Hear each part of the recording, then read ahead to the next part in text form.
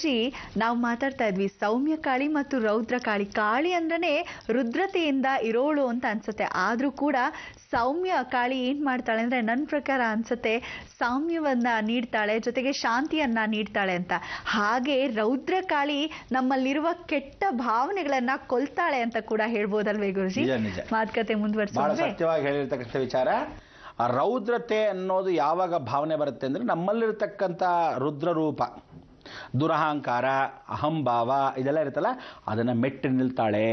ಒಳ್ಳೆ ಹೆಣ್ಮಕ್ಳು ಇದ್ದಾರೆ, ಕೆಟ್ಟ ಹೆಣ್ಮಕ್ಳು ಇದ್ದಾರೆ, ಒಳ್ಳೆ ಗಂಡಸರಿದ್ದಾರೆ, ಒಳ್ಳೆ ಹುಡುಗರು ಇದ್ದಾರೆ. ಆದರೆ ಒಳ್ಳೆ ವಿಶೇಷವಾಗಿರ್ತಕ್ಕಂಥ ಮನಸ್ಸಿಲ್ಲದೆ ಇರತಕ್ಕಂಥವ್ರು ಸಾಕಷ್ಟು ಜನ ಇದ್ದಾರೆ.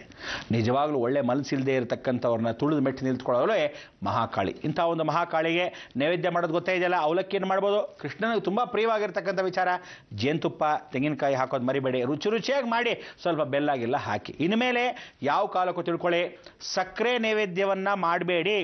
ಈ ಪ್ರಸಾದವನ್ನ ಆ ಮಕ್ಕಳಿಗೆ ಭಾನುವಾರ ದಿವಸ ಕೊಟ್ಟರೆ ಬಹಳ ವಿಶೇಷ. ಕಾಳಿಕಾ ಸ್ವರೂಪದಲ್ಲಿ ನೋಡ್ತಕ್ಕಂಥವಳಿಗೆ ಬಹಳ ವಿಶೇಷ. ಇವಳನ್ನ ಸ್ಕಂದ ಮಾತಾ ಅಂತ ಕರೀತಕ್ಕಂಥವಳು. ಅಂದರೆ ಅಮ್ಮನವರಿಗೆ ಆವತ್ತಿನ ದಿವಸ ಸ್ಕಂದ ಮಾತಾ ಅವತಾರದಲ್ಲಿರ್ತಾಳೆ. ಅವಳನ್ನ ದರ್ಶನವನ್ನು ಮಾಡ್ತಕ್ಕಂಥ ವಿಶೇಷ. ನವರಾತ್ರಿ ಪ್ರಯುಕ್ತವಾಗಿರ್ತಕ್ಕಂಥ ಭಾನುವಾರ ರಾಹುಕಾಲದಲ್ಲಿ ಇವಳ ದರ್ಶನವನ್ನು ಮಾಡಿದ್ರೆ ಬಹಳ ವಿಶೇಷ. ಕಾಳಿಗೆ ಏನಿದ್ರು ಪೂಜೆ ಪುನಸ್ಕಾರವನ್ನು ಮಾಡಬೇಕಾದ್ರೆ ಸೌಮ್ಯ ಕಾಳಿ ಯಾವಾಗ ತಿಳ್ಕೊಳ್ಳಿ, ಈಶ್ವರನ ಕೆಳಭಾಗದಲ್ಲಿ ಹಾಕಿ ತುಳಿದಿರ್ತಾಳಲ್ಲ, ಅವಳು ಸೌಮ್ಯ ಕಾಳಿ.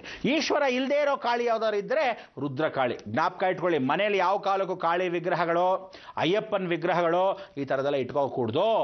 ಇದೆಲ್ಲ ನಿಂತಿರೋ ರಾಮನ್ನ ಈ ಥರದೆಲ್ಲ ನಿಂತ್ಕೋಬಾರ್ದು. ಇದಕ್ಕೆ ಕಲರ್ನಲ್ಲಿ ನೋಡ್ಬೋದು ನೀವು. ಕಲರ್ ಅಂದ್ರೇನೋ ನೀಲಿಯಲ್ಲಿ ಶನಿ ಇಂಡೈರೆಕ್ಟ್ ಆಗಿ ಮನೆಗೆ ಪರಿವರ್ತನಾ.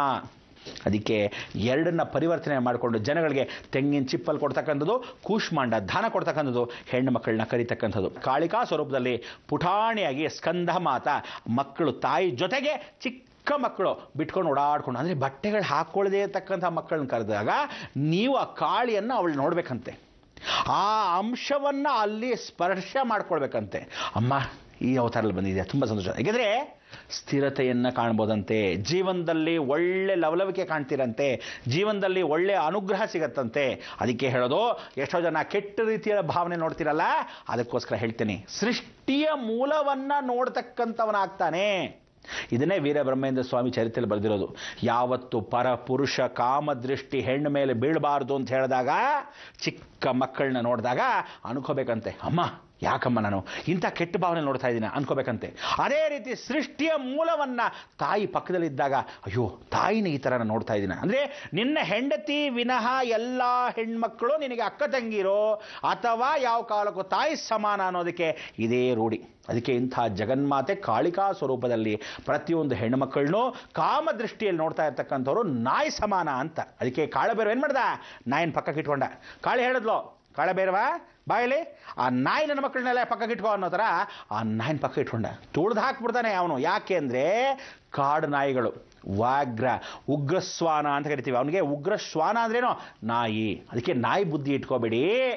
ಯಾವ ಕಾಲಕ್ಕೂ ಇವಳನ್ನೂ ನೋಡೋದು, ಪಕ್ಕದ ಮನೆ ನೋಡೋದು, ಹೆಂಡತಿನ ಜೊತೆ ಇಟ್ಕೊಳ್ಳೋದು ಕೈಯಲ್ಲಿ, ಪಕ್ಕದವಳನ್ನ ಹಲೋ ಸೆಕೆಂಡ್ ಕೊಡ್ತಾ ಇರೋದು, ಇಂಥ ದರಿದ್ರದವ್ರು ಇರ್ತಾರೆ. ಅದಕ್ಕೆ ಇಂಥ ದೃಷ್ಟಿಗಳು, ಇಂಥ ಕಾಮ ಕಣ್ಣುಗಳನ್ನು ತುಳಿದು ಹಾಕ್ತಕ್ಕಂಥವಳೆ ಮಹಾಕಾಳಿ. ಕಾಳಿ ಕಾಯಕಂ ಕೈಲಾಸಂ. ಅದಕ್ಕೆ ಕಾಳಿಯನ್ನು ಕಾ ಏಳಿ ಅಂದ್ರೇನೋ ಮನಸ್ಸನ್ನು ಬದಲಾಯಿಸು, ಕಾ ಏಳಿ ಅಂದರೆ ಮನಸ್ಸನ್ನು ಪರಿವರ್ತನೆ ಮಾಡು, ಅವಳ ಮನಸ್ಸಲ್ಲಿ ಹುಕ್ಕು ತುಂಬು ಅಂತ. ಕಾಳಿ ಶಾರ್ಪ್ ಅಂದರೆ ನಾಲಿಗೆ, ವಾಕ್ಸ್ಥಾನಾಧಿಪತಿ. ಮಕ್ಕಳಿಗೆ ಮಾತು ಬರದೇ ಇದ್ರೆ, ಮಾತು ಚೆನ್ನಾಗಿ ಆಡದೇ ಇದ್ರೆ, ನಾಲಿಗೆ ಹೊರಳದೇ ಇದ್ರೆ, ವಿಶೇಷವಾಗಿ ಆ ಕಾಳಿ ಅವತಾರವನ್ನು ನೋಡ್ತಕ್ಕಂಥವಳಿಗೆ ನಾಲಿಗೆನ ಚಾಚಿರ್ತಾಳೆ. ಶಾರ್ಪ್ ಆಗಿರ್ಬೇಕು. ಯಾವ್ದು ತಿಳ್ಕೊಳ್ಳಿ, ನಾಲಿಗೆ ಯಾರಿಗೆ ಗುಂಡಗಿರುತ್ತೆ ಗೊತ್ತಾ? ಯಾವತ್ತು ತಿಳ್ಕೊಳ್ಳಿ, ನಾಲಿಗೆ ಶಾರ್ಪ್ ಇರುತ್ತೆ ಗೊತ್ತಾ, ಅವ್ರು ನಿಜವನ್ನ ನುಡಿತಾರೆ, ಭಾಳ ಚೆನ್ನಾಗಿರ್ತಾರೆ. ಯಾವತ್ತು ನಾಲಿಗೆ ಬೆಂಡಾಗಿರೋದು, ನಾಲಿಗೆ ಚಾಚಿ ನೋಡೋಣ, ಯಾರಿಗೆ ಹಿಂಗೆ ಬೆಂಡಿರುತ್ತೆ, ಬರ್ರಿ ಸುಳ್ಳು ನನ್ನ ಮಕ್ಕಳವರು, ಯಾವತ್ತೂ ನಿಜ ಹೇಳಲ್ಲ ಅವರು. ನಾಲಿಗೆ ನಮ್ಮ ಥರ ಶಾರ್ಪ್ ಆಗಿರಬೇಕು. ಆವಾಗ ವಿಚಾರ. ನಮಗೆಲ್ಲ ಒಂಥರ ಒಂದೇ ನಾಲಿಗೆ ಇದ್ದ ಹಾಗಿದ್ರೆ ದೇವಿಗೆ ತ್ರಿನಾಲಿಗಾ ಸ್ವರೂಪ. ಅದಕ್ಕೆ ಅವಳನ್ನ ತ್ರಿಶತಿ ಅಂತ ಕರಿತೀವಿ. 3 ಶಕ್ತಿಗಳು ಸೇರಿರ್ತಕ್ಕಂಥ ತ್ರಿಶೂಲದ ಆಕಾರದಲ್ಲಿರುತ್ತಂತೆ ನಾಲಿಗೆ. ಅದಕ್ಕೆ ಅವಳು ನಾಲಿಗೆಯಲ್ಲಿ ಹೀಗೆ ಬರಿದರೆ ಅಂತ ಬರೆದಾಗ ಆ ವಿಶೇಷತೆ. ಹಾವಿಗೆ ದ್ವಿಸಹಸ್ರ ಸ್ವರೂಪ. ಅದಕ್ಕೆ ದ್ವಿಕಲತ್ರವಾಗುತ್ತೆ ನಾಲಿಗೆ. 2 ಹಾವಿಗೆ 2 ನಾಲಿಗೆ ಅಂತೆ. ಅದಕ್ಕೆ ಮನುಷ್ಯನೂ ಹೀಗೆ ಅಂದರೆ 1 2 3 1 2 3. ಅದಕ್ಕೆ ಮನುಷ್ಯ ಹಾವು, ಮಹಾಕಾಳಿ. ಈ ಮೂರೂ ನಾಲಿಗೆಯಲ್ಲಿರ್ತಕ್ಕಂಥ ವಾಕ್ಸ್ಥಾನ. ಅದಕ್ಕೆ ಏಕೋ ದ್ವಯ ತ್ರಯ, ಕಾಯಕ ಕೈಲಾಸ ಮಾರ್ಗ. ಅಂದರೆ ಪ್ರತಿಯೊಬ್ಬ ಮನುಷ್ಯ ಕೈಲಾಸ ಮಾರ್ಗವನ್ನು ಹುಡುಕಬೇಕಾದ್ರೆ ನೀನು ಒಂದಾಗಿರ್ತಕ್ಕಂಥ ಅವಕಾಶ ಏಕಚಿತ್ತದಿಂದ ಇರಬೇಕು ಅಂತ. ಪ್ರತಿಯೊಬ್ಬನಿಗೂ ಆ ಏಕಚಿತ್ತ ಮನಸ್ಸು ಬರಲಿ, ಜೀವನದ ಅಂಶವನ್ನು ತಿಳಿಲಿ. ಪ್ರತಿಯೊಬ್ಬನು ಆ ಅಂಶವಾಗಿರ್ತಕ್ಕಂಥ ಜಗನ್ಮಾತೆನೇ ಇಬ್ಬರು ನೆನೆಸ್ಕೋಬೇಕು. ಈಗ ಮೊದಲನೆಯಿಂದ ಒಂದ್ಸರಿ ಬಂದ್ಬೇಡ, ಜಾಣ್ಮರಿಗಳು ಎಲ್ಲ ಬರ್ಕೊಳ್ಳಿಯಪ್ಪ. ಶೈಲಪುತ್ರಿ, ಬ್ರಹ್ಮಚಾರಿಣಿ, ಸ್ಕಂದಮಾತ, ಚಂದ್ರಗಂಟ, ಕೂಷ್ಮಾಂಡ. ಈ ಸ್ಕಂದಮಾತ ಕೊನೆಯವಳು ಅಲ್ವಾ? ಆ ವಿಚಾರದಲ್ಲಿ ಮೊದಲನೇ ಸ್ವರೂಪ ಇರತಕ್ಕಂಥವಳು ಯಾರೋ? ಕೌಮಾರಿ ಸ್ವರೂಪದಲ್ಲಿ ಕೂತಿರ್ತಕ್ಕಂಥವಳು. ಎರಡನೇದು ತ್ರಿಮೂರ್ತಿ ಸ್ವರೂಪದಲ್ಲಿ ಕೂತಿರ್ತಕ್ಕಂಥವಳು. ಮೂರನೇದು ಕಲ್ಯಾಣಿ ಸ್ವರೂಪದಲ್ಲಿರೋಳು. ನಾಲ್ಕನೇದು ರೋಹಿಣಿ ಸ್ವರೂಪ ಪೀಠಾರೋಹಣ ಕೂತಿರ್ತಕ್ಕಂಥವಳು. ಕೊನೆಗೆ ಕಾಳಿಕಾ ಸ್ವರೂಪ ನಿರ್ವಾಣದಲ್ಲಿ ಕೂತಿರ್ತಕ್ಕಂಥವಳು. ಪುಟ್ಟ ಮಕ್ಕಳು ನೋಡಿದಾಗ ಅಮ್ಮ ಜಗನ್ಮಾತೆ ಅಂತ ಸ್ಮರಣೆ ಮಾಡ್ಕೋಬೇಕು. ಹೀಗೆ ಆ ಪಂಚೇಂದ್ರಿಯಗಳಲ್ಲಿ ಅಗ್ನಿ, ವಾಯು, ಜಲ, ಭೂಮಿ, ಆಕಾಶ ಇದ್ದ ಹಾಗೆ 5 ಪಂಚಮುಖಗಳನ್ನ ಮುಗಿಸಿದ್ದೀವಿ.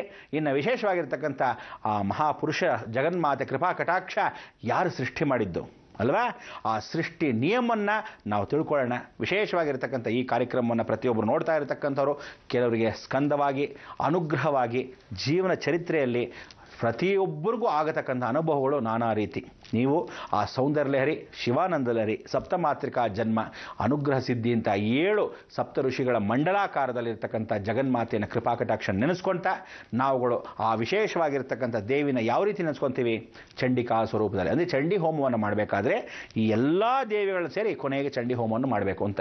ಚಂಡಿ ಹೋಮವನ್ನು ಮಾಡೋಕ್ಕೆ ಮೊದಲು ಸಪ್ತಮಾತೆಗಳಲ್ಲಿ ಬ್ರಾಹ್ಮಿ, ವಾರಾಹಿ, ಕೌಮಾರಿ, ಇಂದ್ರಾಣಿ, ವೈಷ್ಣವಿ, ಚಂಡಿಕಾ, ದುರ್ಗಾ ಪರಮೇಶ್ವರಿ. ಆ ದುರ್ಗಾ ಪರಮೇಶ್ವರಿ ಸ್ವರೂಪದಲ್ಲಿರ್ತಕ್ಕಂಥ ಜಗನ್ಮಾತೆ ಈ ಮಹಿಷಾಸುರ ಮರ್ದಿನಿ ಚಾಮುಂಡೇಶ್ವರಿಯನ್ನು ಎಂದಿಗೂ ನಾವು ಸ್ಮರಣೆ ಮಾಡ್ಕೊಳ್ಳೋದು ಹೇಗೆ? ಹಯಗಿರಿ ನಂದಿನಿ, ನಂದಿತ ಮೇಧಿನಿ, ವಿಶ್ವ ವಿನೋದಿನಿ, ಹೇಮಮಯೇ.